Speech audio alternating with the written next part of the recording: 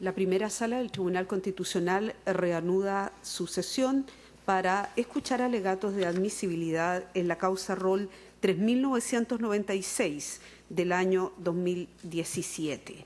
Requerimiento de inaplicabilidad por inconstitucionalidad respecto de diversos preceptos del Código de Procedimiento Penal deducido por don René Miguel Riveros Valderrama. Tiene la palabra el relator de la causa, don José Francisco Ley. Muchas gracias, señora presidenta. El requerimiento deducido por el señor Riveros Valderrama ha sido deducido respecto de los artículos 78, inciso primero, 298, 299, 300, 303 y 318 a 328, todos del Código de Procedimiento Penal. Por resolución de esta primera sala, se ha llamado a alegar a las partes en sede de admisibilidad respecto de esta presentación, quien ha solicitado el actor la declaración de inaplicabilidad de estos preceptos contenidos en el Código de Procedimiento Penal. Refiere en su libelo el actor tener la calidad de procesado y acusado en la causa denominada Episodio Operación Cóndor, tramitada por el señor ministro de Fuero, don Mario Carroza, de la Corte de Apelaciones de Santiago, constituyendo esta la gestión pendiente. Hace presente que el grupo de normas que viene a reprochar en su aplicación complementaria y armónica produce resultados que transgreden las garantías fundamentales, puesto que la imposición y obligación de prestar declaración indagatoria como inculpado, tanto a él como al resto de los inculpados, siendo privado del conocimiento de la investigación de forma previa a cualquier declaración, ha permitido al juez presentar al justiciable una información interesada, sesgada o parcial, forzándolo psicológicamente a prestar una declaración indagatoria en los mismos términos en que ha ocurrido en el proceso penal inquisitivo. Hace presente que la preceptiva que viene a impugnar es decisiva en la resolución del asunto criminal pendiente, toda vez que las declaraciones y careos en los que se le ha forzado y coaccionado para declarar, tanto a él como al resto de los inculpados, tienen fundamento expreso en este grupo normativo reprochado, cuya aplicación constituye el fundamento jurídico de una pretendida participación de su parte en los hechos de la causa criminal. Por último, hace descansar la razonabilidad fundada de su acción en cuanto a que los preceptos materia del libelo incoado contrarían la Constitución en razón de vulnerar el derecho de igualdad ante la ley, así como el derecho a la igual protección de la ley, pues la presunción de inocencia, el derecho a estar informado de la imputación y de toda investigación antes de declarar, así como guardar silencio, son requisitos esenciales del derecho a defensa en un debido proceso, siendo siempre carga del Estado probar la culpabilidad del actor. Evacuados los traslados en sede de admisibilidad, se han hecho parte e instan por la declaración de inadmisibilidad de la acción deducida a Fojas 1 las siguientes partes de la gestión pendiente. El programa de Derechos Humanos de la Subsecretaría de Derechos Humanos. Doña Paola Flores Clunes, en representación de la parte querellante doña Paulina Veloso Valenzuela. Don Alberto Espinosa Pino, en representación de diversas partes querellantes y demandantes civiles. El abogado don Nelson Caucuto Pereira, en representación de diversas partes querellantes, y finalmente, también en calidad de querellante, la agrupación de familiares de ejecutados políticos. Formulan las siguientes observaciones ya solicitando la declaración de inadmisibilidad de la presentación de Fojas 1 en razón de las siguientes consideraciones. La primera de estas la formulan desde el artículo 84, numeral segundo de la Ley Orgánica de esta Magistratura.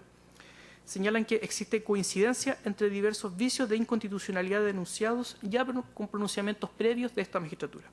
Hace presente que la sentencia Rol número 3285, este Tribunal Constitucional rechazó la impugnación formulada al artículo 78 del Código de Procedimiento Penal, por lo que primaría en este caso su presunción de constitucionalidad, siendo reclamados en este caso vicios idénticos conforme lo ya expuesto. En segundo término, y desde el artículo 84, numeral cuarto de la Ley Orgánica del Tribunal Constitucional, hacen presente que este requerimiento busca impugnar más bien la vigencia del Código de Procedimiento Penal y con ello la disposición octava transitoria de la Carta Fundamental, precepto que habilita la aplicación gradual de la reforma procesal penal en la propia Constitución. Así se requiere en verdad más bien la declaración de inaplicabilidad ya no de un precepto legal, sino que un precepto de corte constitucional. En tercer término, y desde la causal del artículo 84, numeral quinto, hacen presente que la normativa impugnada ya recibió aplicación en la gestión pendiente. Exponen que todas las normas que, de acuerdo al actor, vulnerarían derechos, han recibido aplicación en el caso concreto en fase de sumario criminal. Unido a lo anterior, la normativa haya perdido o agotado su oportunidad de aplicación. Refieren que el secreto del sumario, previsto en el artículo 78 del Código de Procedimiento Penal, no tiene aplicación alguna ya producto de que los artículos 298 a 300, 303 y 318 a 328 son fases en que ya se encuentra concluida con la dictación de acusación fiscal, adhesiones y contestaciones. Así expone a vía ejemplar la parte querellante del abogado don Nelson Caucoto, que ha operado la cosa juzgada respecto de una interlocutoria firme, agregando a dicho respecto la parte querellante de doña Paulina Veloso, que la acción de inaplicabilidad solo puede operar hacia el futuro y no puede operar con efecto retroactivo. Agregan desde esta causal que la jurisprudencia de esta magistratura ha expuesto que no pueden ser consideradas argumentaciones basadas en contradicciones abstractas y universales de preceptos legales con la Constitución. Si bien el libelo enuncia 16 artículos, sus alegaciones son abstractas y están dirigidas más bien a criticar el Código de Procedimiento Penal en su conjunto.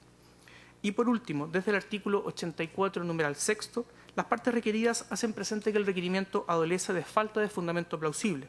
No se indicaría la forma precisa en que la aplicación de los preceptos reprochados contravendría la Carta Fundamental, buscando la impugnación más bien de un sistema normativo completo y que esta magistratura dirima el estatuto legal aplicable al caso y no haciéndose cargo del derecho internacional de los derechos humanos ni de lo preceptuado en el artículo 5º, inciso 2 de la Constitución, puesto que el juzgamiento de crímenes por los que ha sido acusado el requerente es un mandato que emana desde dichos cuerpos normativos.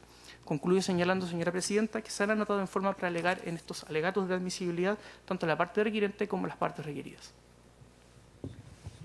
Muchas gracias. Consulto a los abogados de las partes presentes en la sala de audiencia si tienen rectificación o precisiones frente a la relación que hemos escuchado. No, señoría. No, señoría. No, señoría. Muy bien. Vamos a proceder escuchando en primer lugar el alegato de la parte requirente. Alega el abogado don Jorge Montero Mujica hasta por 10 minutos. Muchas gracias, señora Presidenta. Alego don René Riveros Valderrama solicitando que se admita la acción de inaplicabilidad, ¿no es cierto? Se haga, digamos, admisibilidad de la acción de inaplicabilidad en los términos que se han solicitado por mi parte. Su señoría, excelentísima, mi representado don René Riveros Valderrama, tal como lo señalé en su momento en el requerimiento, es en este momento una persona acusada por el delito de homicidio de 5 personas en calidad de autor mediato.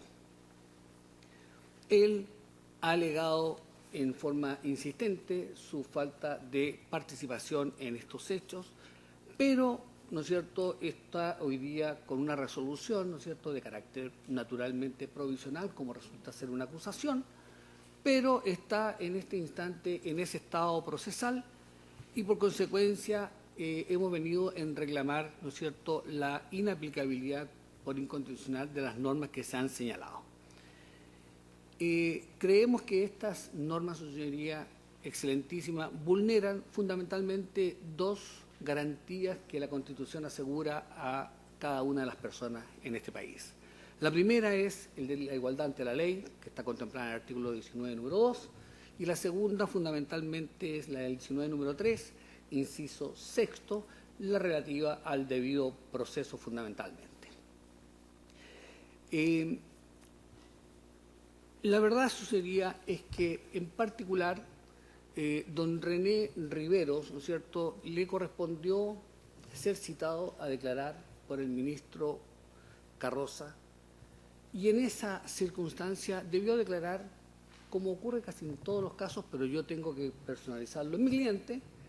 Entonces fue citado a declarar sin tener conocimiento del sumario, sin tener un abogado, sin tener la asesoría jurídica necesaria en el acto, ¿no es cierto?, de la declaración, sin conocer los antecedentes, sin poder disponer de la información necesaria para poder prestar declaración.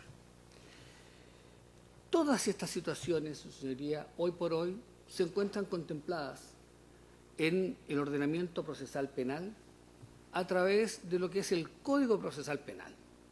Y aquí tenemos, ¿no es cierto?, básicamente un punto que creemos que es preciso de entrar a cuestionar. El Código de Procedimiento Penal rige in integrum, hoy por hoy, o bien, como lo ha dicho este excelentísimo tribunal, ocurre que cuando se dictó el Código de Procesal Penal, necesariamente se establecieron garantías en favor del justiciable que tienen aplicación para todos por igual, sin discriminación del tiempo en que ocurrió el delito o del segmento de personas que es aplicable tal normativa. Ese es un punto que creemos que es fundamental en esta discusión acerca de la inconstitucionalidad.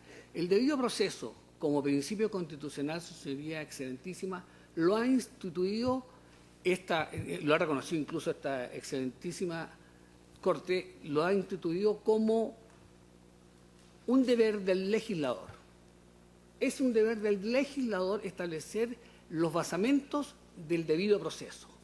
Solamente la Constitución Política del Estado establece, ¿no es cierto?, el esqueleto, el fundamento mismo, ¿no es cierto?, de qué es lo que deben ser, ¿no es cierto?, este debido proceso, al señalar que debe ser un procedimiento y una investigación racionales y justos, conceptos que son ciertamente normativos, ¿no es cierto?, pero que no tienen una aplicación concreta ni pueden tener una aplicación concreta. Podemos decir entonces que tenemos dos procedimientos que obedecen a ese concepto.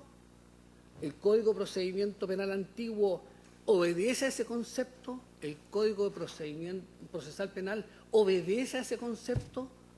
Cuando existe una antinomia conceptual, normativa, no es lo mismo, ¿no es cierto?, la presunción de inocencia que establece el Código Procesal Penal respecto del Código de Procedimiento Penal. No es lo mismo, son completamente diferentes. Entonces debemos, y este no es un problema, su señoría, como lo han venido diciendo mis oponentes, de que se trata de un problema de interpretación o de aplicación. No, su señoría. Estamos hablando de un tema de ajustarse la norma a la Constitución y a los tratados internacionales sobre derechos humanos. De eso es lo que estamos hablando. La Constitución, ¿qué establece? ¿Cuál es el procedimiento racional y justo? En la sentencia que se ha dictado en forma reciente, la número 2991, se explica con toda claridad por parte de este Tribunal Constitucional la realidad de ese suceso. Esa sentencia con el voto mayoría explica perfectamente claro de que la aplicación del Código Procesal Penal necesariamente implica el reconocimiento de garantías constitucionales que prevalecen por sobre aquellas normas del Código de Procedimiento Penal. Y eso es el fundamento que estoy reclamando en esta acción de inaplicabilidad, su señoría excelentísima. Eso es lo que yo planteo. Planteo que el artículo 79, inciso primero, no puede establecer a priori como un principio que violenta también el artículo 8 de la Constitución Política del Estado, la publicidad de los actos de los entes públicos. Violenta el Código Procesal Penal también cuando, al contrario, todas las actuaciones son, salvo excepciones, porque naturalmente todas las reglas tienen estas excepciones, la publicidad de los actos y la investigación por consecuencia, cuando tiene la posibilidad natural de poder asistido por un abogado. En ese sentido, señoría, el tiempo me agobia, pero quiero señalar algunas cosas que son importantes para el caso de mi representado en relación con estas normas que se han aplicado. Mi cliente fue incomunicado, y fue como incomunicado como una razón de castigo por el juez don Mario Carroza. Lo castigó incomunicándolo por 2 días, ¿no es cierto?, en un momento determinado. Y ese fue un abuso que ejecutó el juez en ese momento, que fue motivo de un recurso de amparo. Posteriormente hubo un desistimiento del amparo, para no llevar las cosas un poco más profundas. Pero la verdad de las cosas es que existen los antecedentes que lo acompañé a esta inaplicabilidad, su señoría excelentísima, para que tuviera la noción de esta situación en concreto, donde se reconoce, entre otras cosas, la aplicación de las normas que están impugnadas en este caso. Ahora bien, se ha hecho caudal, su señoría, de que esta sería una impugnación oblicua ¿no es cierto?, de una disposición constitucional relativa al artículo 8º transitorio de la Constitución Política, en orden a que no se está impugnando unas normas legales, sino que se está impugnando una norma constitucional. Nada más lejano a la realidad, señoría, porque este propio tribunal ya ha dicho, y no en una oportunidad, en variadas oportunidades, que el artículo 8º representa, ¿no es cierto?, una norma que viene a a autorizar la entrada en vigencia paulatina y progresiva de, digamos, las normas del Ministerio Público, que dicen relación naturalmente con una situación orgánica, funcional, pero nada que tiene que ver con las garantías que ha planteado el Código Procesal Penal. A ese respecto, señoría, vale la pena recordar lo que el legislador señala como principios básicos en el Código Procesal Penal. Pido la autorización para hacer la lectura, se dice. Ha parecido necesario comenzar el texto del proyecto con una explicitación de los principios básicos que deben regir el enjuiciamiento criminal en nuestro sistema jurídico. Se trata de la especificación de los contenidos de la Constitución Política de la República y los tratados internacionales de derechos humanos que constituyen las bases a partir de las cuales se procede al diseño del nuevo sistema. Como su señoría excelentísima aprecia, habla que deben regir el enjuiciamiento criminal en nuestro sistema jurídico. No está hablando ese prelegómeno que plantea el legislador, no está hablando de a futuro y para un sector determinado de los derechos de las personas o de las garantías o el reconocimiento material de las garantías, sino que está hablando derechamente de que en el sistema jurídico estas garantías deben estar vigentes. Ahora, lo que haya hecho el legislador o no haya hecho el legislador, su señoría, es un tema que no compete a esta excelentísima Corte. Lo que le corresponde en términos globales, entiendo su señoría y voy a terminar en forma inmediata. Lo que en términos globales significa, su señoría excelentísima, es que los derechos establecidos deben tener un reconocimiento para ajustarse a lo que nosotros conocemos como el debido proceso. Esas normas han sido transgredidas en este juicio en la forma que se ha planteado en la acción de inaplicabilidad. No puedo continuar mi alegato, atendido el tiempo, señoría, excelentísimo. Gracias. Le damos las gracias también.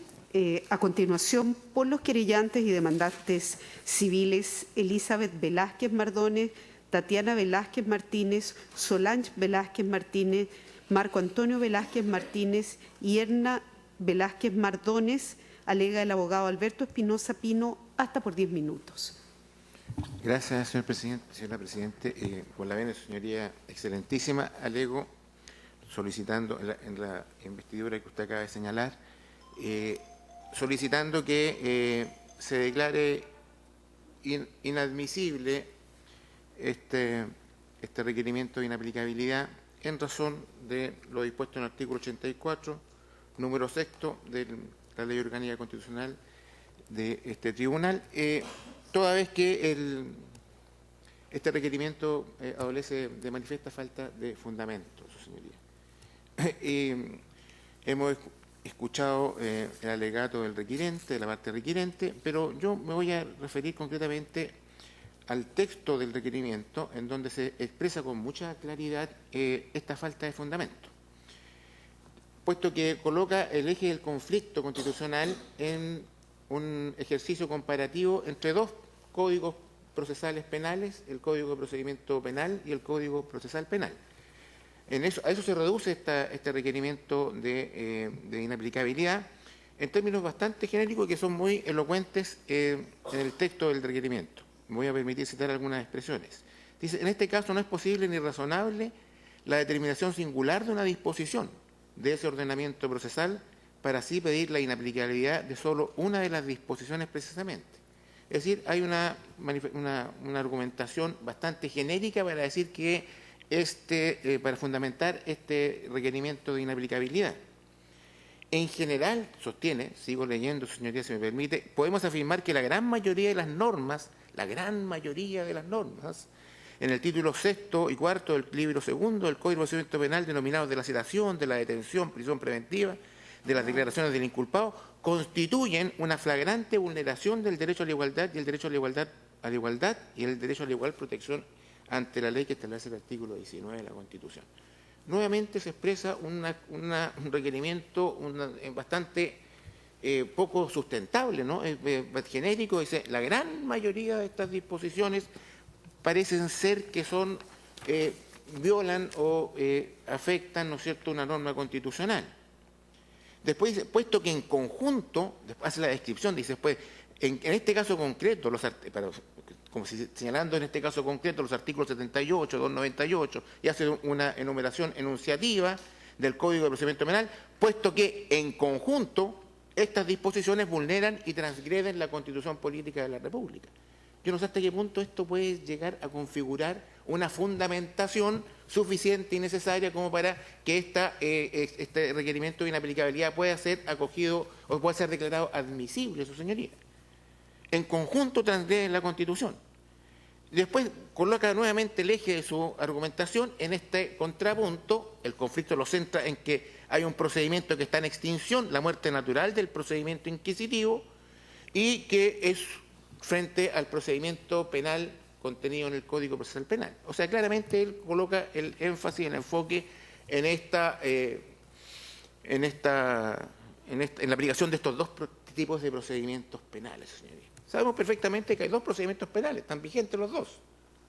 Ambos responden a criterios, ¿no es cierto?, formativos del procedimiento distinto. Uno claramente es un procedimiento inquisitivo, eso no vamos a descubrir la pólvora ahora con el procedimiento penal del Código Procesal Penal. El otro es un procedimiento acusatorio, evidentemente son procedimientos distintos, ambos están vigentes, ambos están reconocidos constitucionalmente, pero atacar en estos términos genéricos el procedimiento penal antiguo, sobre la base de que en general sus disposiciones pueden transgredir ciertas normas constitucionales como la del debido proceso, bueno, en realidad tendríamos que señalar claramente que este requerimiento carece de la fundamentación, puesto que las impugnaciones que hace respecto de algunas disposiciones, como hemos escuchado acá, en función del debido proceso, bueno, el debido proceso se forma con varios elementos, ¿no? Juez natural, orgánico, funcional.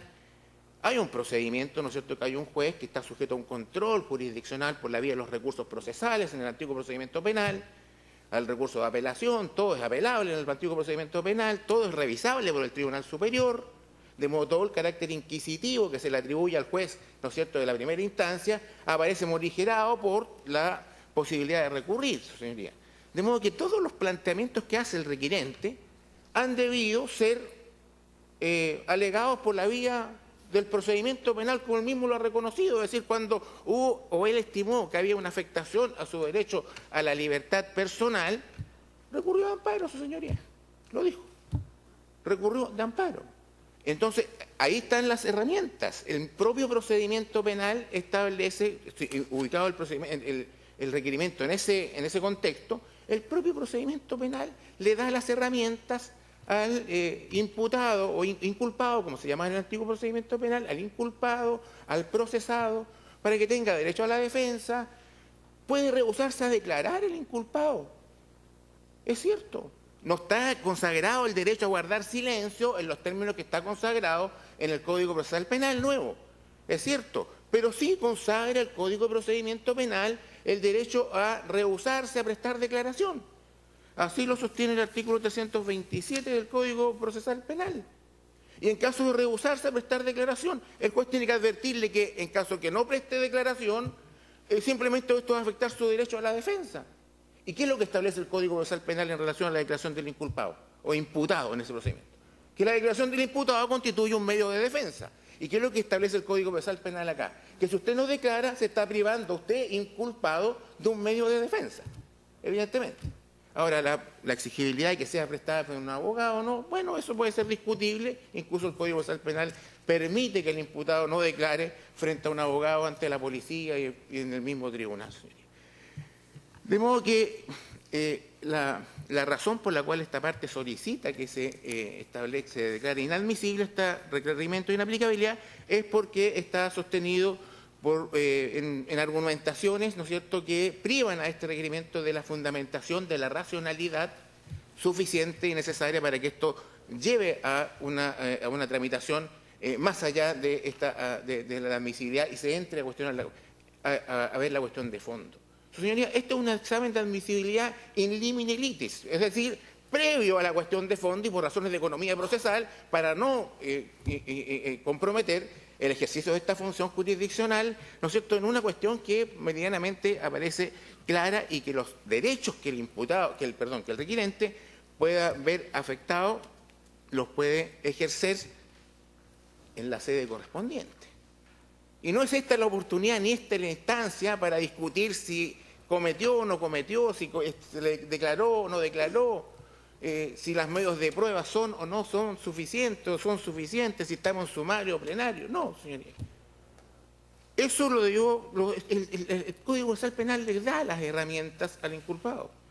Hay oportunidad, ¿no es cierto?, a través en los momentos que el procedimiento penal establece, y si no opera la preclusión. Y es una institución, la preclusión, ¿no es cierto?, que es natural a los procedimientos por la secuencia progresiva que tienen los procedimientos. Hay solamente oportunidad y medios. Hay oportunidad y medios. Los medios son los recursos procesales. Y la parte puede ejercer los recursos procesales. Puede impugnar las resoluciones. Cada vez que hay una afectación, es genérico el recurso de apelación en materia procesal penal. Toda resolución que cause agravio al imputado es apelable. De manera que todos los elementos sobre los cuales construye, ¿no es cierto?, su requerimiento de inaplicabilidad pueden ser alegados en sede jurisdiccional competente. Aquí no hay un juez, no hay un problema de debido proceso, señoría. Aquí hay un juez natural, hay un juez que tiene competencia en todos los extremos de la competencia, en cuanto al territorio, en cuanto a la materia, en cuanto a la cuantía, en cuanto al fuero, hay competencia, hay un juez competente. Y si él quiere impugnar la competencia del tribunal, tiene las herramientas para impugnar la incompetencia del tribunal. Si es que estima que el tribunal es incompetente y la competencia es un elemento del debido proceso. Vaya de inhibitoria, de declinatoria, vaya por la vía de la implicancia o la recusación, si es que estima que falta la imparcialidad del tribunal. Están las herramientas. Su señoría, creo que este requerimiento no admite mayor, están evidentemente en los propios argumentos sostenidos en el escrito y permiten sostener de que carece absolutamente de falta de fundamentación. Por estas razones, su señoría, solicito que se declare inadmisible este requerimiento en función de que se trata precisamente de una cuestión in limine litis y el tiempo procesal también tiene algún valor. Muchas gracias. Eso es todo, señoría. A continuación, alega por las querellantes Sara, Jenny y Alejandra, todas de apellidos Stoneman Pesa, don Francisco Jara Bustos, hasta por 10 minutos. Gracias, señora presidenta, y con la venia de la excelentísima sala, vengo en representación de las hermanas Stulman Pesa y también de la hermana de don Alexei Yacar, que no pudo constituir patrocinio ante la instancia, pero igualmente merece ser mencionada. Los autos concretamente se refieren a uno de los tantos episodios que componen la Operación Cóndor, un plan criminal transnacional que tenía agentes chilenos operando en Buenos Aires, agentes de Brasil, en Uruguay y viceversa. Es una de las mayores coordinaciones criminales que hay en la historia, solo comparable, según los entendidos en derecho penal internacional, con la represión que siguió al decreto Noche y Niebla de la Alemania nazi. Y es por eso que nosotros acompañamos aquí la acusación, para que se dé cuenta de la infinidad de medios de pruebas que obran en autos. Aquí no es, de nuevo, una persona condenada por sus declaraciones, sino una causa en la que existen infinidad de antecedentes. Tanto Alexei Yacar como el matrimonio Stulman Pesa fueron secuestrados en la ciudad de Buenos Aires por agentes de la DINA coordinados con funcionarios argentinos. Alexei Yacar venía de Europa en dirección a Santiago con dinero y el matrimonio Stulman Pesa, el señor Jacobo Stulman, era dueño de una casa de cambios, era uno de los socios y venía también por una operación financiera. Aquí además no solo hay un móvil político, también se robaron más de $1 millón estos agentes, señoría. Muchas de las víctimas recién fueron encontrados en la Cuesta de Barriga, como son el matrimonio Stulman Pesa, don Jacobo y doña Matilde, pero Alexei Yacar todavía no tenemos ninguna noticia de él. Aquí el requerimiento, ya el abogado que me ha precedido ha dado algunas luces de los problemas que hemos identificado. Por ejemplo, a Foja 5 acusa prevaricación y un sesgo político, como si la operación Cóndor se lo hubiera inventado el ministro Carrasco. En la Foja 6 y siguiente se dedica minuciosamente a comparar el Código Procesal Penal y el Código de Procedimiento Penal, cuando lo que ocurre aquí es un análisis entre Constitución y Código. Señora Presidenta, disculpe, el reloj no está corriendo. ¿Le puedo pedir que lo programen para efectos de no vulnerar los plazos establecidos? Gracias. No. Perfecto. Las fojas 8, 9 y 10 del requerimiento también nos adelantan conclusiones. Dice, las normas legales impugnadas sin duda infringen la garantía. ¿Por qué? La foja 9 nos dice, la acción tiene fundamento plausible, pero ¿cómo? ¿Cuál es el razonamiento acá? O incluso se nos dice, la forma en que se han aplicado estas normas es manifiestamente agraviante y discriminatoria, fojas 12, pero falta el razonamiento, o sea, se nos dice una idea, se nos promete que va a haber un razonamiento, pero el razonamiento cae, el razonamiento falta. Vamos a ir a algunas causales concretas de las que ha visto la jurisprudencia, por ejemplo, el artículo 84, numeral segundo, cuando han sido cuestiones resueltas por la magistratura. Sabemos que en el caso Rol 3285 se impugnó el artículo 78, si bien no hubo mayoría para lo uno o lo otro, ahí la sentencia igualmente consagra que el artículo 78 no puede entenderse sin el artículo 80. El artículo 80 es el que permite negar el conocimiento del sumario en caso de diligencias pendientes, que permite negar el conocimiento del sumario también en el caso de peligro de la investigación. Nada de eso se dice en el requerimiento. Vemos también, por ejemplo, las normas sobre incomunicación, sobre las cuales yo sé que mi colega del Ministerio de Justicia, de la Unidad de Programa de Derechos Humanos, va a extenderse un poco más, pero solamente aquí se nos enuncia que solamente en estrado supimos que efectivamente hubo o no una incomunicación. En todo el requerimiento no se menciona, y algo tan grave como eso, para efectos de conocer cómo la aplicación concreta de la norma produce un resultado inconstitucional, debería haber sido reseñada. Es decir, el requerimiento tiene muchas afirmaciones, pero muy pocas se refieren a cómo las normas concretamente se aplicaron. Aquí se nos dice que habría una persecución del ministro Carroza. Veamos otras normas, por ejemplo, el artículo 320 dice que la declaración no puede recibirse bajo juramento, y eso es normal en la mayoría de las declaraciones, donde el imputado no puede declarar bajo juramento por la autoincriminación. Es decir, esta norma parece ser conforme a la Constitución y no contraria a la Constitución. Y lo vemos en una serie de otras normas. Por ejemplo, quizá el caso más escandaloso, y me atrevo a usar esta palabra, es el artículo 323. ¿Por qué? El artículo 323 dice, y le pido permiso para leer, es absolutamente prohibido no solo el empleo de promesas, coacción o amenazas. Eso me parece bien, o sea, que esté prohibida la promesa, la coacción, la amenaza. ¿Cómo el que esté prohibida la promesa, la coacción o la amenaza va a ser inconstitucional? Y el inciso segundo del 323 también dice, el juez deberá adoptar todas las medidas necesarias para cerciorarse que el inculpado no ha sido objeto de tortura o amenaza de ella antes de prestar su confesión. Me parece que esta norma pasa incluso los estándares de la Convención contra la Tortura, señoría. ¿Fue torturado el señor Riveros Valderrama? No consta. Si fue torturado, ¿por qué no se denuncia? Y además, alguien que trabajó en el cuartel Simón Bolívar conoce la tortura, entonces probablemente la habría denunciado. Y él, según todo lo que se sabe al estar en este cuartel, conoce la tortura. Y aquí no fue torturado, y si lo fue, esto nunca ha sido objeto de denuncia. Permiso. Tenemos el artículo 324, dice, las relaciones que haga y las respuestas que dé el imputado serán orales. ¿Cuál es el conflicto constitucional aquí? Yo no lo veo. Entonces, podemos ver en realidad ya solo esta enunciación me parece un disparo a la bandada. Es como, tomemos un montón de normas a ver si alguna cae. Y ese no puede ser una acción constitucional. Así no es como debería construirse una acción constitucional. Por eso nosotros también decimos que aquí se vulnera la causal del artículo 84, número 4. Es decir, aquí lo que se busca impugnar es la aplicación de un sistema normativo completo que está garantizado por la disposición octava transitoria de la Constitución. Algo que vuestra señoría excelentísima ya sabe de sobra, así que no voy a dar las referencias que están en el escrito en todo caso. Tenemos la causal del artículo 84, numeral quinto. la normativa ya ha recibido aplicación. Son de nuevo normas del sumario que nunca se nos explica cómo fueron invocadas, salvo ahora que recién sabemos lo de la incomunicación. Después, la normativa no tendrá efecto que le atribuye el requirente. Y clarísimo, porque la acusación fiscal señala otro tipo de medios de prueba, entonces no es aquí efectivo y nunca se ha argumentado, ni en estrados ni en el escrito, cómo la aplicación de estas normas va a causar el resultado que se denuncia. También denunciamos que aquí ha operado la cosa juzgada, que es algo que el tribunal ha reconocido como una manifestación jurisprudencial del artículo 84, numeral 5 de su ley orgánica.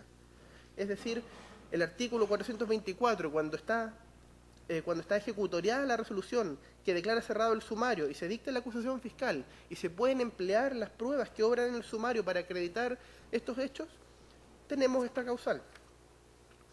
Luego, la norma impugnada tiene fundamento directo en la Constitución. Aquí vemos que se plantea siempre un conflicto entre Código Procesal Penal, Código de Procedimiento Penal y en general contra todo el sistema. O sea, por mucho que se ataquen muchas normas, siempre la argumentación es genérica. Y la causal del numeral sexto, la falta de fundamento plausible, lo vemos como una impugnación encubierta a un sistema normativo completo.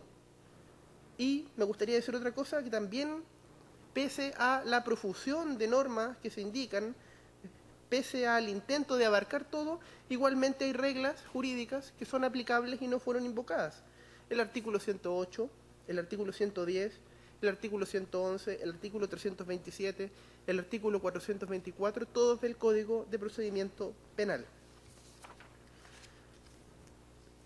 Y entonces, señoría, este requerimiento, por todas esas razones, consideramos que no debe ser admitido a tramitación porque no cumple ni los estándares de suficiente enunciación. De hecho, es llamativo que a Fojas 2 el requerimiento dice que los requisitos de admisibilidad deben ser interpretados laxamente, como anticipando el problema que trae la argumentación. Señoría, me gustaría traer a colación, una anécdota que se atribuye a Pablo Picasso. Durante la ocupación alemana de París, llegan soldados al estudio de él y se encuentran ante el Guernica, ante el cuadro que muestra este bombardeo alemán. Y el soldado, uno de los soldados lo increpa, le dice, ¿usted hizo esto?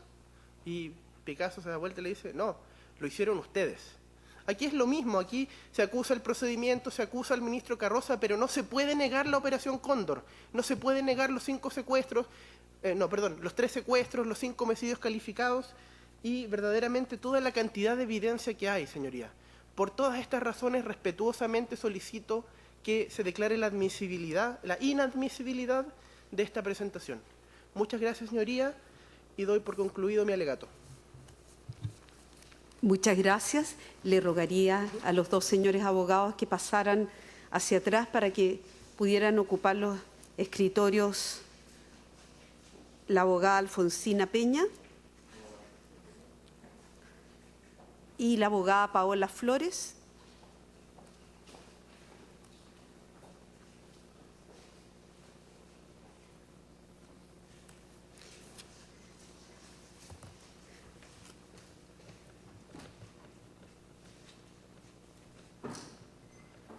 Bien, continuando, va a desarrollar su alegato ahora por la parte querellante el Programa de Derechos Humanos de la Subsecretaría de Derechos Humanos, la abogada Paulina Zamorano Valenzuela, hasta por 10 minutos.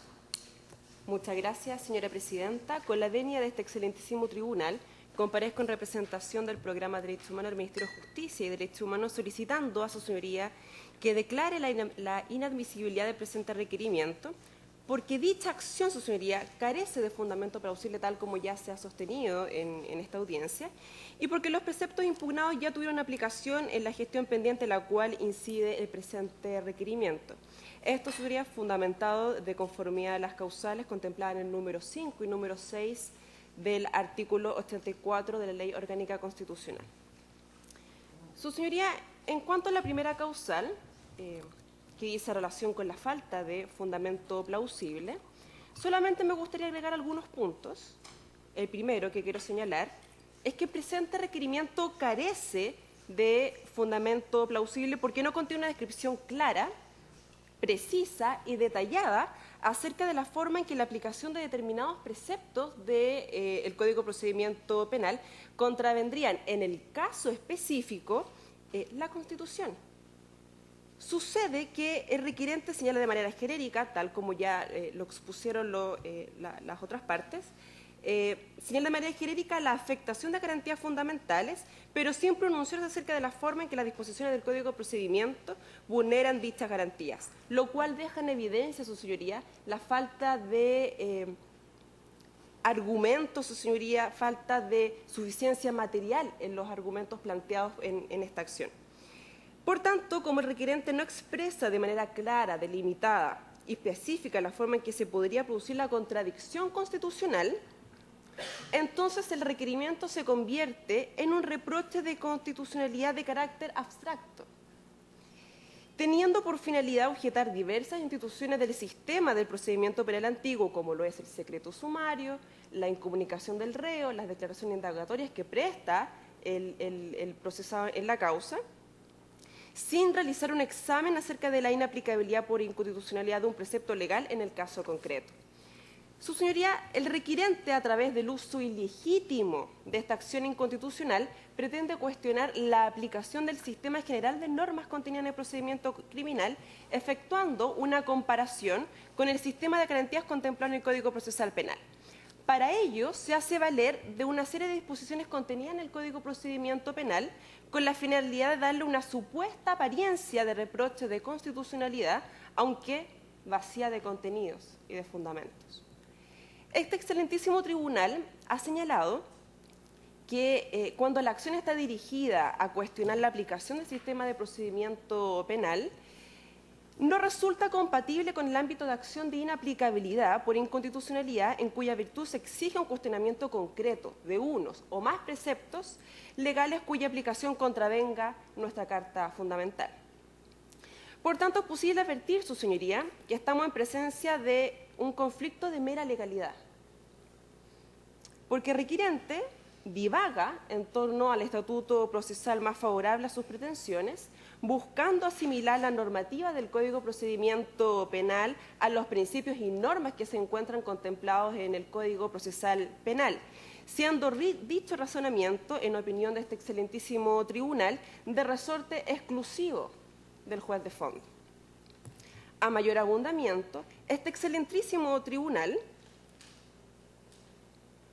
en la causa Rol 3285 del año 2016, determinó en sentencia de fondo del 7 de noviembre del año en curso que la discusión acerca de la inconstitucionalidad del secreto sumario es un cuestionamiento a la concepción del sistema penal en su conjunto, debiendo encontrarse una solución dentro de dicho proceso. Esto a pesar de que el marco constitucional ha experimentado ciertas variaciones, ciertas modificaciones, así como también los mismos estándares en torno a las garantías procesales también han sido elevados, afirma que la constitucionalidad del sistema de procedimiento penal ha quedado a salvo en virtud de una disposición transitoria octava de la Constitución Política de la República. Inclusive esta excelentísima sala, al momento de pronunciarse sobre la admisión a trámite del presente requerimiento, uno de los ministros sostuvo que el requerimiento claramente se dirige a impugnar el funcionamiento operativo del antiguo sistema de procedimiento penal, lo cual podría constituir entonces un conflicto de mera legalidad. Su señoría, por consiguiente, al carecer de fundamento plausible, pareciera que la acción solamente tendría por objetivo la dilatación de la normal tramitación del proceso criminal y evitar la pronta dictación del fallo de primera instancia.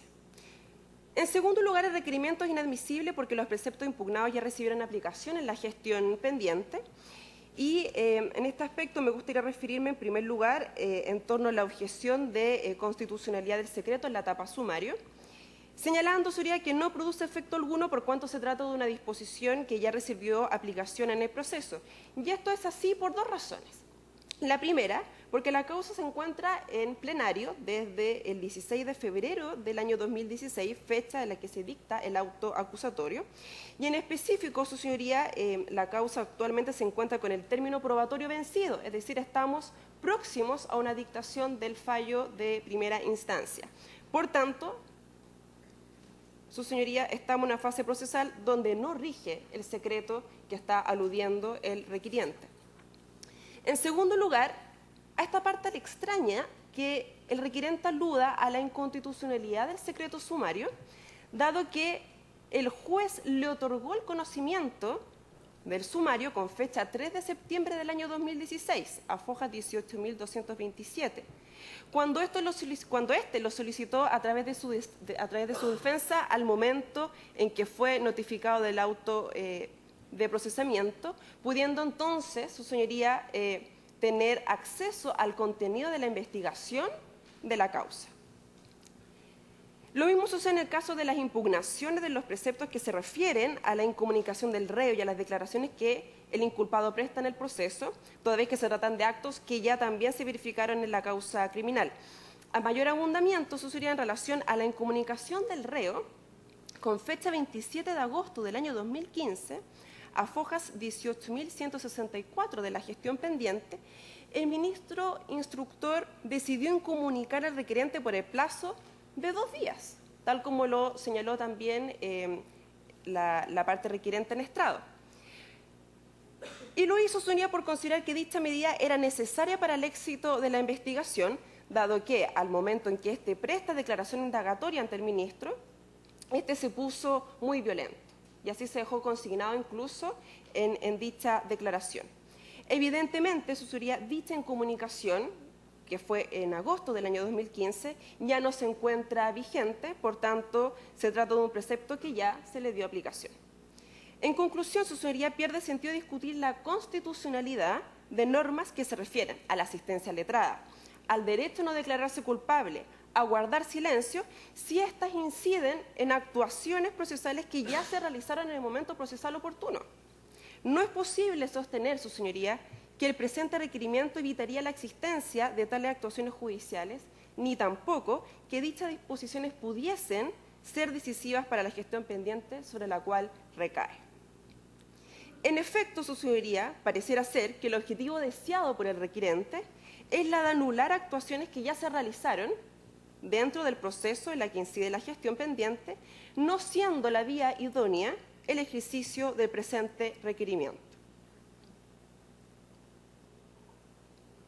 Consciente de ello, el requirente, con fecha 27 de diciembre del año 2016, a foja 21.573, solicitó la nulidad procesal atacando similares disposiciones del Código de Procedimiento Penal, en especial respecto de las actuaciones del sumario y del supuesto uso ilegal de las facultades judiciales contempladas en este Código. Es preciso, asimismo, recordar que este excelentísimo tribunal sostuvo que su decisión recae en la conformidad o contrariedad de un precepto legal con la Constitución política en el caso concreto, no pudiendo entonces analizar, su señoría, contradicciones abstractas y universales con las normas constitucionales. Por consiguiente, su señoría, esta parte solicita a este excelentísimo tribunal que declare la inadmisibilidad del presente requerimiento por los argumentos ya referidos. Muchas gracias. Muchas gracias. Antes de continuar, la sala estima necesario recordar a las señoras y señores abogados que en este tribunal está estrictamente prohibido leer minutas en los alegatos. Los alegatos deben vertirse en forma absolutamente oral. Dicho eso, continuamos. Por la parte querellante, alega la Asociación de Familiares de Ejecutados Políticos, la abogada Alfonsina Peña Castro, hasta por 10 minutos. Muchas gracias, señora presidenta. Con la venia de este excelentísimo tribunal, alego, como ya se dijo, en representación de la agrupación de familiares de ejecutados políticos, señalando que somos una ONG que ya hemos presentado más de 1.500 querellas criminales en atención a las violaciones a los derechos humanos ocurridos en la etapa de la dictadura militar que vivió nuestro país. En primer lugar, voy a solicitar que se declare la inadmisibilidad de este recurso, en primer lugar fundamentándome en la causal establecida en el artículo 84, número 4 de la Ley Orgánica Constitucional de este excelentísimo tribunal. Esta disposición prescribe que va a proceder a declarar la inadmisibilidad del requerimiento cuando se promueve respecto de una norma que no tenga el carácter de rango legal. A juicio de esta parte, lo que está buscando el requirente con este requerimiento, valga la redundancia, es impugnar la vigencia del Código de Procedimiento Penal, como ya se ha indicado anteriormente por los anteriores abogados. Y por ende, al tratar de impugnar la vigencia del Código de Procedimiento Penal, está impugnando la disposición transitoria octava de la Carta Fundamental, la Constitución Política de la República. Recordemos que la disposición octava transitoria señala en su inciso primero la aplicación gradual de la reforma procesal penal, aludiendo a que las normas del título séptimo referidas al Ministerio Público se podrán aplicar gradualmente, y en su inciso segundo señala que estas normas van a comenzar a regir para los hechos acaecidos con posterioridad a su entrada en vigencia. Las disposiciones transitorias, su señoría, contienen prescripciones intertemporales de orden constitucional, por lo tanto, estas disposiciones forman parte de la Constitución misma. Y también ha sido ese el razonamiento que ha tenido este excelentísimo tribunal en sus diferentes fallos.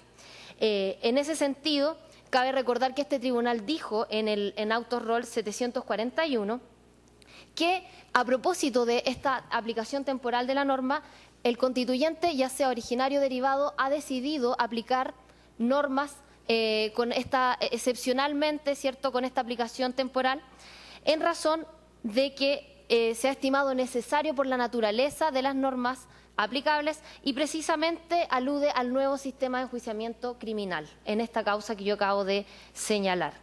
Asimismo, su señoría, entendemos que se incurre en esta causal de inadmisibilidad toda vez que estamos tratando, como ya se dijo, de impugnar el artículo octavo y no las normas específicas del Código de Procedimiento Penal a las que han aludido anteriormente. Por lo tanto, estaríamos en presencia de la causal de inadmisibilidad del artículo 84, número 4, toda vez que la acción de inaplicabilidad por inconstitucional ha recaído sobre una norma que no tiene fuerza legal. Y eso también ha sido el razonamiento de este excelentísimo tribunal en Autos Roll 21-24.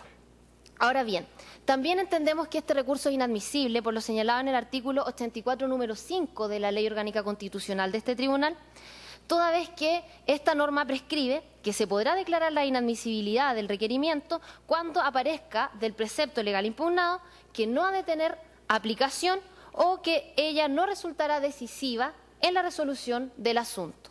Como ya se ha dicho reiteradamente por los abogados que ya han alegado ante en estrados, la normativa impugnada en el requerimiento ya recibió una aplicación en la gestión pendiente, es decir, el procedimiento hoy en día se encuentra en etapa de plenario. Todas las normas a las que alude el requirente están aludidas en la etapa del sumario criminal. Por tanto, ya pasó la oportunidad en que estas normas tuvieron que aplicarse y hoy en día ya no se aplican en la etapa de plenario. Recordemos que la etapa de sumario termina con la acusación fiscal, las respectivas adhesiones a la acusación y la contestación que pudo efectuar también la defensa del del requirente. Asimismo, su señoría, también recordar que también ha sido esa la forma de fallar por este excelentísimo tribunal en Autos Roll 18-28. Asimismo, también siguiendo con la línea argumentativa en torno al artículo 84, número 5, y también basándome en lo que ya han señalado mis anteriores colegas en estrado, las argumentaciones efectuadas por la parte requirente se basan en argumentos universales y abstractos en los que habría contradicción entre la normativa legal aplicable y la Constitución. Y la jurisprudencia reiterada de este tribunal ha señalado que ese tipo de argumentaciones no bastan para declarar la inconstitucionalidad, la inaplicabilidad por inconstitucionalidad de una norma, toda vez que se requiere que se explique cómo en el caso concreto una norma resulta en la gestión judicial pendiente, va a resultar inaplicable por inconstitucionalidad, lo cual no podemos vislumbrar en ninguna parte de este requerimiento de inconstitucionalidad, como ya se ha expresado anteriormente. Asimismo, creemos que también concurre la causal del artículo 84, número 6 de la Ley Orgánica Constitucional del Tribunal Constitucional. Entendemos que este requerimiento carece de fundamento plausible porque, como ya se dijo, no fundamentó de manera precisa cuáles eran las vulneraciones las que se habría incurrido al aplicarse esta normativa ya señalada. Simplemente la enumera 16 artículos del Código de Procedimiento Penal que contravendrían, ¿cierto?, a la Constitución, pero falta una indicación precisa que explique de qué manera estas normas contravienen la Constitución. Eso no se observa en ninguna parte del requerimiento y en ese sentido también cabe recordar lo que ha señalado este excelentísimo tribunal en la sentencia ROL 2121, en la cual señala que la argumentación tiene que ser de manera clara, delimitada y específica, de manera tal que no quede duda en cuanto a la contradicción de la normativa legal aplicable y de la norma constitucional que se estaría infringiendo. Y por último, su señoría, también creemos que carece de fundamento plausible en atención a que lo que está tratando de impugnar el requerimiento es el sistema de procedimiento penal antiguo, y en el fondo le está pidiendo a este tribunal que dirima cuál debiera ser el sistema aplicable en el caso concreto. Es decir, lo que busca por este requerimiento es impedir la aplicación de las normas comprendidas en el Código de Procedimiento Penal, normas que además ya fueron aplicadas en la etapa procesal correspondiente, como ya se indicó anteriormente, y a eso también quisiera agregar la sentencia ROL 2140 de este tribunal que en el fondo dice lo mismo que ya dije y que están todas incluidas en el escrito que presentó esta parte oportunamente. Por tanto, su señoría excelentísima, solicito se declare inadmisible este recurso de inaplicabilidad por inconstitucionalidad, principalmente porque también busca solamente obtener efectos dilatorios en la causa, en la investigación criminal que se está llevando, y que se declare en costas, o sea, que se condene en costas al requirente por esta situación. Gracias. Gracias a usted. Se ha anunciado también para alegar en representación de la señora Paulina Veloso, la abogada Paola Flores, hasta por 10 minutos. Gracias, señora presidenta. Como dice, alego en representación de la abogada Paulina Veloso, querellante en los autos en los cuales incide este recurso de inaplicabilidad por el delito de secuestro calificado de su marido, Alexei Yakar, solicitando sea declarado inadmisible el presente recurso en virtud de que no cumple las normas también dichas por mis distinguidos colegas, el artículo 93 de la Constitución Política y los artículos 80 y 84 de la ley orgánica que rige este excelentísimo tribunal. Previo a entrar derechamente en alguna de las causales de inadmisibilidad, que trataré de ser muy breve, toda vez que mis distinguidos colegas lo han desarrollado de manera muy efectiva, quiero hacer presente algunos antecedentes respecto de la causa en la cual incide este requerimiento. En primer lugar es, bueno, como han dicho, el episodio de la Operación Cóndor, en virtud del cual el requiriente está acusado por distintos delitos de secuestro y homicidio calificado. Una de las víctimas de este secuestro calificado es el marido de Paulina Veloso, Alexei Yakar.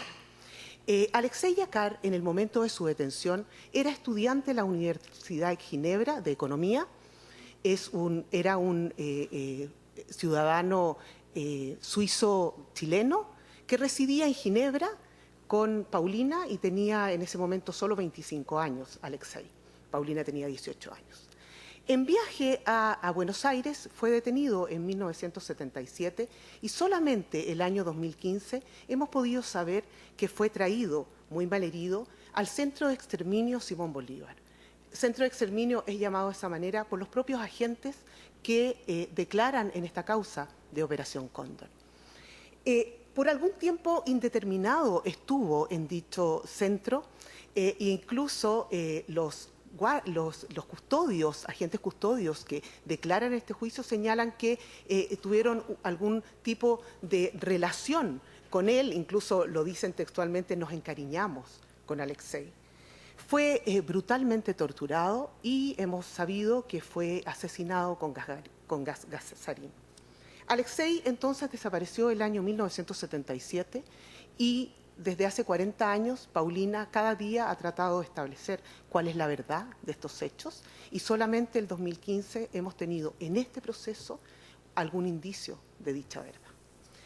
Respecto a distintos antecedentes de este juicio, podemos decir que al momento de interponer este requerimiento, el sumario ya se encontraba cerrado y estaba la acusación fiscal y en plenario se encuentra actualmente.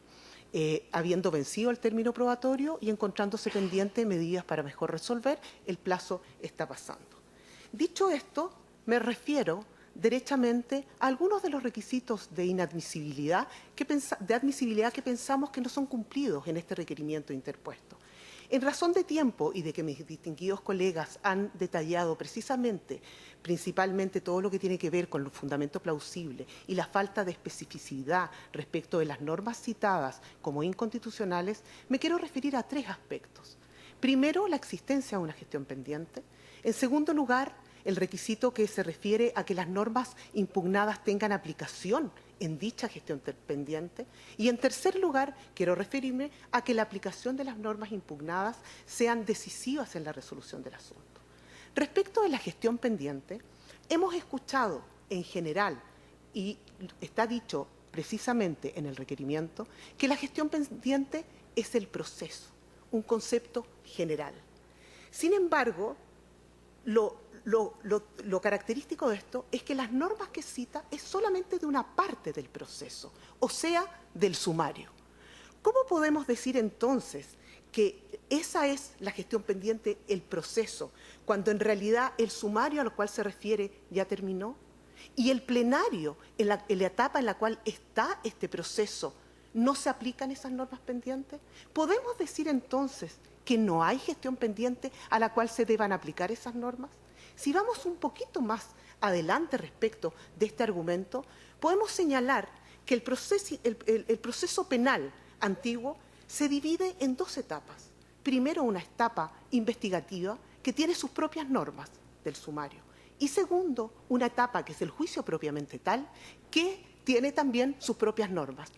No hay un trasvasije de las normas que cita como inconstitucionales del sumario hacia el plenario. Eso no existe en nuestro procedimiento procesal penal antiguo. Por lo tanto, si ese se encontraba cerrado, si las normas que se citan solamente son aplicables en ese sumario, podemos decir que no existe gestión pendiente a la cual sean aplicables estas normas. No hay gestión pendiente a nuestro entender. Suponiendo que es así, y que suponemos que es cierto lo que dice el requirente, y que existe gestión pendiente, esta gestión pendiente general, que es el proceso, cuando nosotros no pensamos que es así, paso a referirme al segundo requisito, que es que las normas impugnadas tengan aplicación en dicha gestión pendiente, dudosa a nuestro entender. Las normas impugnadas como inconstitucionales se refieren a declaraciones del inculpado, que fueron efectuadas desde junio del 2014 hasta agosto del 2015, a su eventual incomunicación y al secreto del sumario. Estas normas se encuentran procesalmente agotadas. Así lo han dicho mis distinguidas colegas, y también es lógico que lo consideremos así. Están procesalmente agotadas, ya fueron aplicadas. Es más, el propio requirente lo reconoce en el texto de su requerimiento. Y me permito leer, señora Presidenta, solamente una frase. Él dice: asimismo, es necesario destacar que durante el periodo del sumario en esta causa se obtuvieron las declaraciones indagatorias de todas las personas que han tenido la calidad de inculpadas. De esta manera, si analizamos, yo no voy a hacer todo el detalle de cada una de las normas porque ya mi anterior colega los señaló una por una. Todas se refieren a dichas declaraciones, la mayoría. Las otras, el secreto del sumario, este tribunal se ha pronunciado derechamente respecto al artículo 78, que también es impugnado acá, y respecto de la incomunicación, bueno, en el plenario coincidirán y ustedes saben, no existe la posibilidad tampoco de que sea aplicada dicha situación a un inculpado. De esta manera, tenemos que decir que dichas normas entonces están ya aplicadas y procesalmente agotadas. Además, pareciera entonces que si la cita para aplicarles lo que busca es aplicar un efecto retroactivo respecto de las normas Sin embargo, este excelentísimo tribunal, y nosotros también todos lo sabemos, no es posible que el recurso de inaplicabilidad opere hacia el pasado, solamente opera hacia el futuro. De esta manera, este segundo requisito también deberíamos decir que no se cumple y debería declararse por él la inadmisibilidad. Por último, quiero referirme a que la aplicación de las normas impugnadas puedan resultar decisivas en la resolución del asunto. Este requisito tampoco se cumple. Reclama el recurrente que sus declaraciones fueran tomadas con infracción de normas constitucionales y que eventualmente fundamentarían una sentencia, eventualmente. Sin embargo, se trata, y repito, de normas ya aplicadas y además son normas ajenas a la resolución de un asunto. Si las revisamos, ninguna norma se fundamenta, ninguna forma impugnada tiene que ver con la dictación de una sentencia. No se cita ni una norma que tenga como fundamento la forma de dictar la sentencia. Por lo tanto, son normas ajenas a su resolución sustantiva del asunto en el cual incide. A mayor abundamiento, quiero decir que no es decisivo, porque si se omiten esas declaraciones del requirente prestadas en las fechas que yo les dije y en las cuales absoluta y reiteradamente ha negado su participación de los hechos, no tendría ninguna influencia decisiva, porque él no ha reconocido jamás ningún tipo de participación en los hechos que afectaron al marido de mi representada. Además, existen múltiples otros antecedentes que fundamentan esta participación. Aquellos están citados en el auto de procesamiento y en el auto de la acusación fiscal. Son múltiples otros, no los voy a decir, pero son peritajes, son declaraciones de múltiples testigos. Además, hay múltiple nueva prueba en el plenario. Por lo tanto, que sean citadas o no dichas declaraciones, toda vez que ha negado la participación, no tiene resolución en el asunto, sin perjuicio que la norma no se debe aplicar y no está impugnada la que debería haber sido. Me voy a referir muy brevemente a cuestiones generales respecto del fundamento plausible y la indicación precisa de las normas constitucionales, toda vez que mis colegas lo han señalado. La verdad es que por el tiempo me remito a lo que ellos han dicho. Solamente decir que en virtud de por lo menos estos antecedentes, estas causales más los requisitos no cumplidos a los cuales se han referido mis colegas, debe ser declarado inadmisible. Y hacer presente que este requerimiento, si uno lo lee, es tan poco apegado a estos requisitos que uno claramente puede advertir que la idea es una idea dilatoria, después de estos 40 años que han afectado a mi representado y en general a todas las víctimas. Es todo cuanto tengo que señalar. Muchas gracias, colega. Voy a pedir un escritorio libre para el último abogado que se ha anunciado, por favor.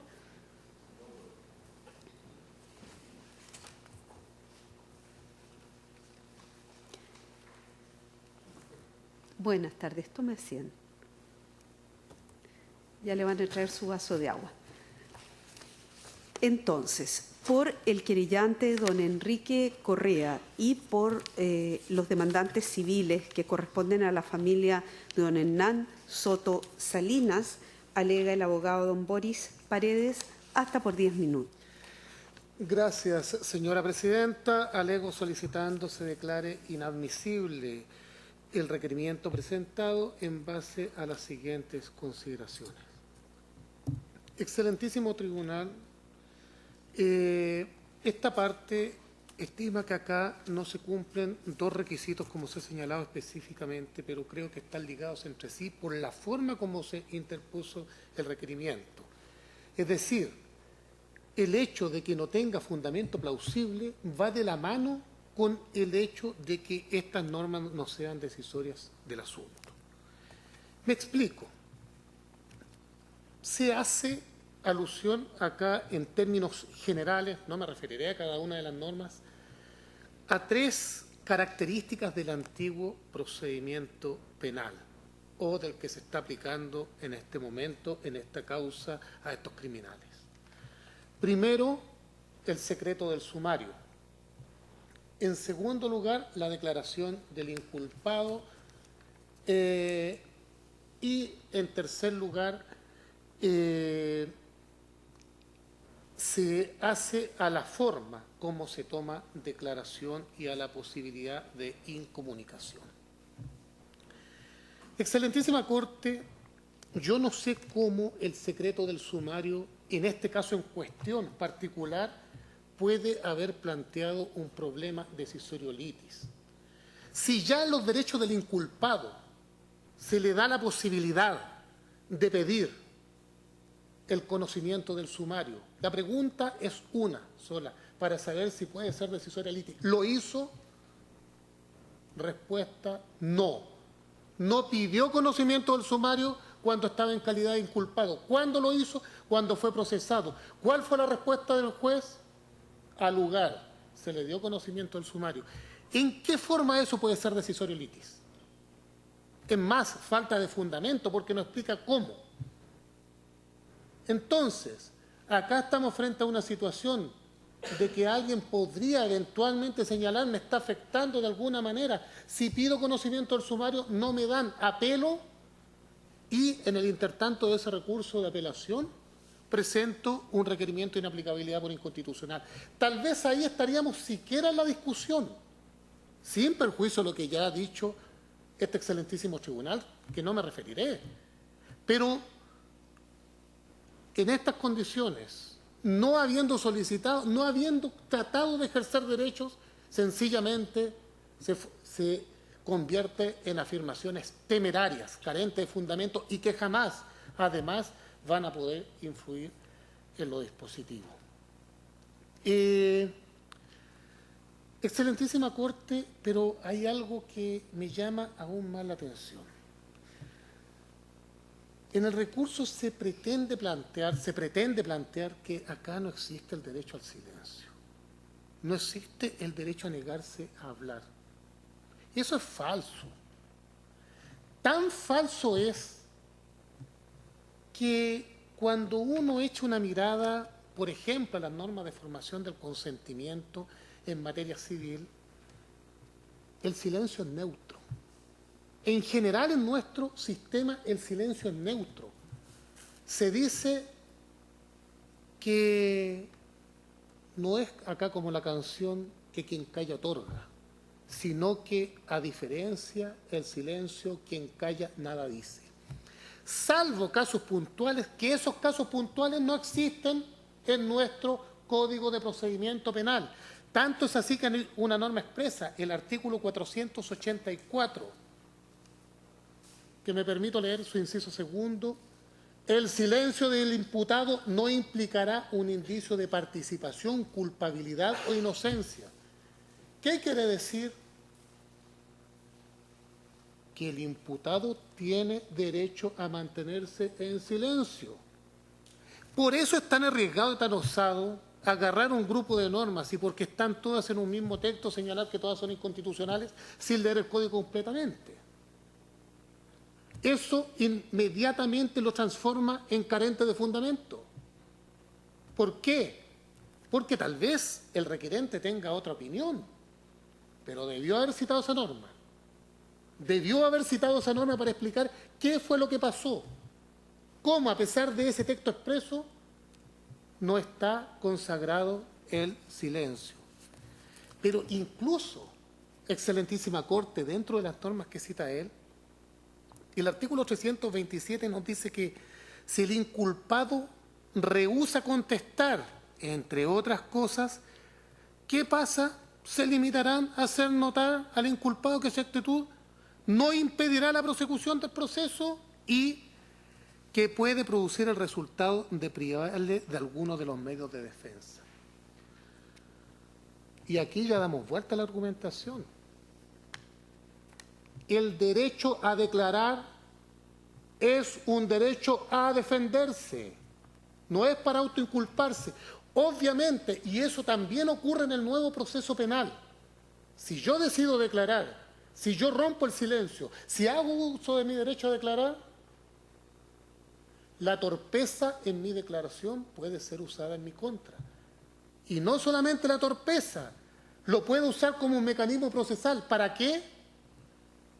Para, por ejemplo, llegar a un procedimiento abreviado y tener una pena más baja para colaborar con la investigación y, en consecuencia, eso del silencio absoluto no existe en ningún procedimiento, ni en ningún procedimiento oral.